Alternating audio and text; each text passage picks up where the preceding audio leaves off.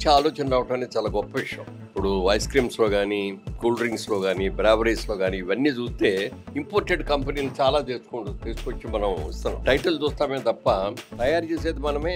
Water మందే, bottle మందే, అన్నీ మనయే. వాళ్ళ లేబుల్ ఒక్కటి తప్ప.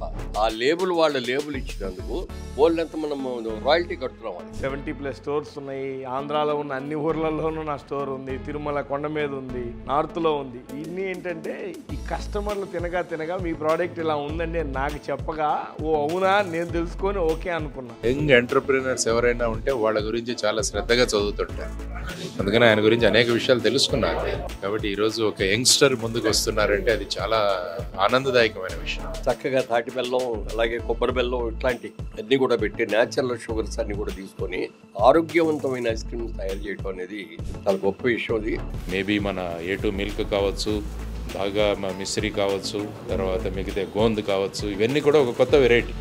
కాబట్టి దీన్ని ఆర్గానిక్ అని పెట్టారు. ఆర్గానిక్ అన్నది ప్రస్తుతం మార్కెట్లో చాలా చక్కగా నడుస్తుంది.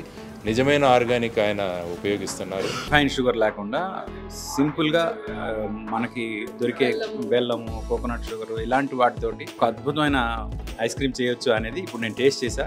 అది నేను వాళ్ళ అన్నీ కూడా చూసి తిని చెప్తున్నాను. అంత బాగుంది. లిటరల్గా 4 స్కూప్లు తిన్నా, అస్సలు హెవీనెస్ లేదు.